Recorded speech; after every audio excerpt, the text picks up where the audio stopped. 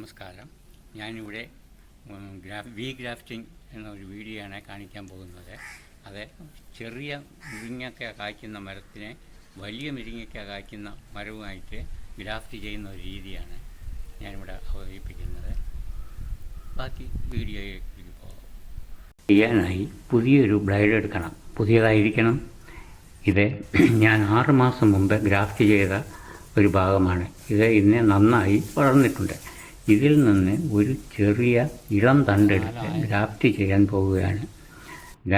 Grafting knife വാങ്ങാൻ കിട്ടുന്നതാണ്, അല്ലെങ്കിൽ പുതിയൊരു ബ്ലേഡ് എടുത്താലും മതി. ഈ തണ്ടിലുള്ള ഇലകൾ കംപ്ലീറ്റ് വെട്ടിക്കളയണം.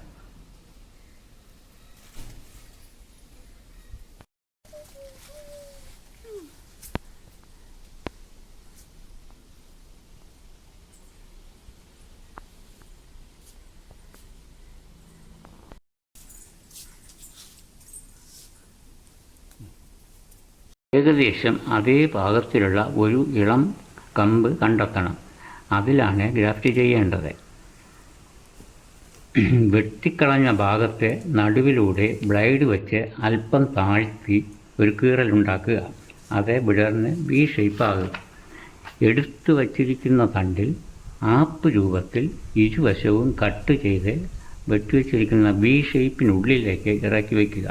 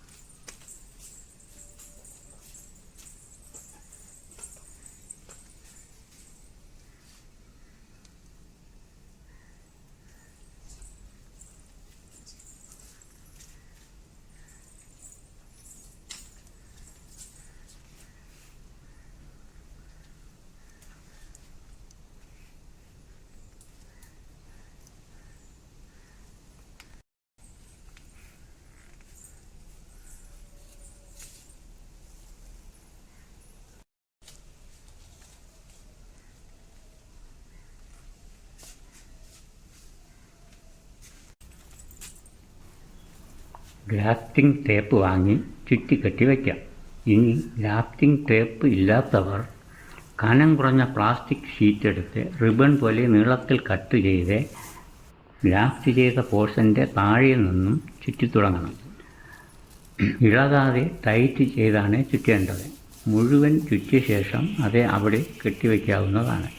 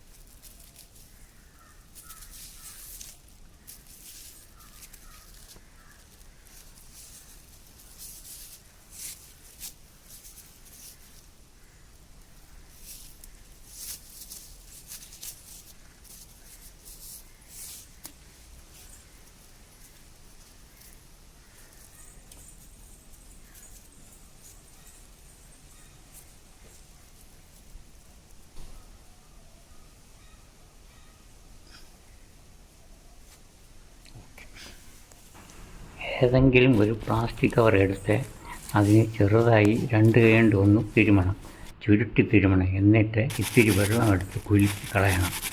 കുടഞ്ഞു കളയരുത്. ആ ചുളിവുകളിലുള്ള വെള്ളം അതുപോലെ തന്നെ അതിലുണ്ടാവണം.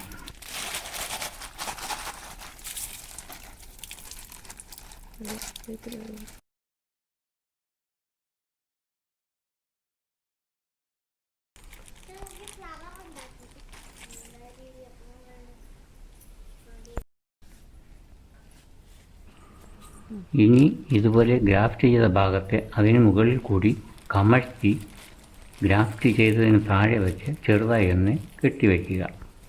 ഇതോടെ ഗ്രാഫ്റ്റിംഗ് പരിപാടി കഴിഞ്ഞു.